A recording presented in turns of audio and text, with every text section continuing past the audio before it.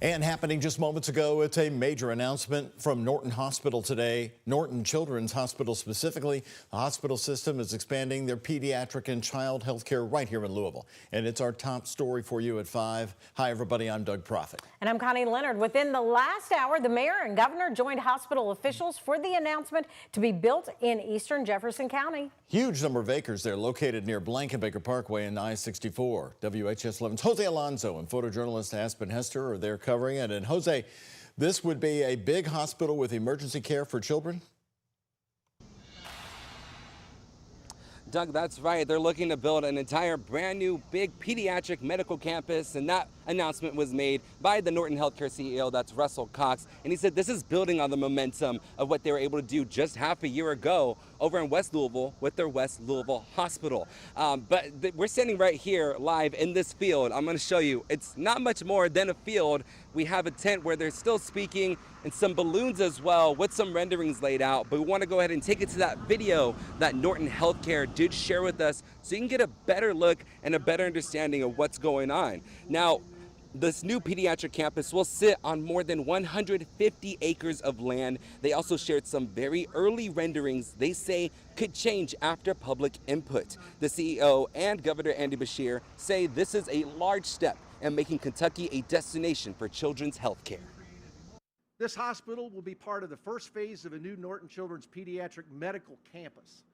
Think of this as a village where barriers are broken, where care is transformed, and where families have everything they need while their child is being cared for. We're going to be designing a space that spans more than 150 acres, that recognizes children should never face illness alone. Families are part of every diagnosis, and they need to be part of every recovery. Now take another look at what this pediatric medical campus could be. Norton says this is still a very early rendering as they plan to travel the state and garner feedback from the public through their balloon campaign. But they want the public to show and get that input on what they want to see here on campus. And again, this campus, it's not going to be replacing anything that's already in downtown Louisville. That's what the CEO told me. They're going to have all those investments over there. So this is adding to everything from downtown, but extending that service to a bigger pediatric medical campus here in East Louisville. And of course, we're going to stay around here and keep listening to what's going on. And Governor Beshear did reveal that this could bring in another 1,000 jobs just with this campus alone. Reporting live in East Louisville, Jose Alonso, WHAS11 on your side. Jose, real quickly, are they, a lot of people in this area go up to Cincinnati Children's Hospital, huge complex there, well-known reputation, and Riley Children's in Indianapolis. Is this what Norton's going after to try to compete, maybe exceed those two big footprints there in those cities? Doug, from what we heard, mention of Indianapolis or of Cincinnati at all either. They really are just honing in on how Kentucky wants to make this investment here, make Kentucky a destination for when it comes to pediatric care. So families here in surrounding areas know that they can come here for all those medical services instead of going to those other ones. But again, they didn't mention any of those names. That's a question I'm definitely going to be asking the CEO. Doug? All right. Thank you very much, Jose Alonso. Continuing coverage there in the East End. Yeah. Well, a nice summer day, but there was an air quality warning, though, today for folks. Which is sort of odd for us. Yeah. You know, it's early here in June, and our chief meteorologist, Mallory Schnell, is talking about the warm-up and the temperatures. And Mallory, I was asking you in the newsroom a little while ago, is the air quality alert have anything to do with the wildfire smoke from Canada? I think it definitely enhanced things. As you mentioned, maybe a little bit earlier than we typically see this in the summer months, so that air quality has dipped down to unhealthy for sensitive groups as of 3 o'clock this evening. We're taking a live look outside from our Hughes and Coleman U of L Health camera network here. You can tell it's a little bit hazy, though some of that is high cloud cover that has been streaming in from the west and southwest. Temperatures still warming up into the mid-80s, but you'll notice wind speeds today have been very light, just up to about 5, maybe 7 miles per hour. So that air is stagnant. We're heating things up. That's kind of the recipe for an air quality alert this time of year. And this is in place until midnight tonight for the Louisville Metro up into Seymour, Indiana as well. Wind speeds, as I mentioned, light really all across the area. We have no rain to track. If you have any plans this evening, just some high clouds that are streaming in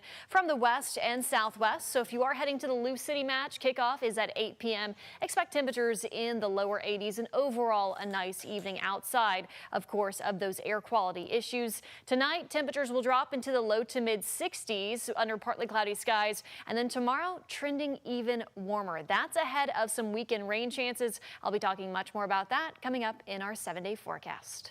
Mallory, thank you. Today, Kentucky Governor Andy Beshear criticized President Donald Trump's comments over phasing out the Federal Emergency Management Agency, saying it would blow a hole in the state's budgets. But some flood survivors believe less federal control could lead to faster response times. That's what our Ian Hardwick found out today. Grass grows high around Tommy Hedden's old Boston, Kentucky home. How many appeals did you file total? So far, 5. 5 appeals after this in early April, his house swimming in water. The Federal Emergency Management Agency gave Hedden around $10,000 total. Tuesday, President Donald Trump said FEMA should be phased out after hurricane season and that states would then get less federal money directly to deal with disasters. Governor should be able to handle it. And frankly, if they can handle it, the aftermath, then maybe they shouldn't be governor. But getting rid of them is a big mistake. It's going to make it harder to rebound from these disasters. I've talked to some people who are going through the process. They say it takes months.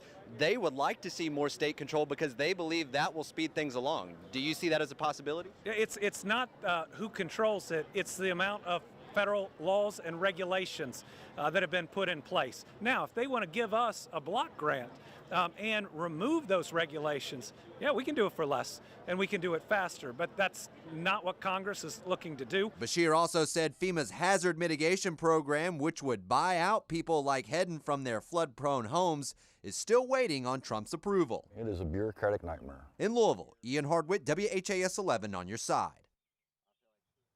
And FEMA said today that it's given out $71.1 million so far to Kentucky households. That's the combined total between February floods, April floods, and May tornadoes. Louisville Metro Police today spending some moments honoring a police detective who just recently died after a long battle with cancer. Detective Michelle Rush was just 35 years old when she died.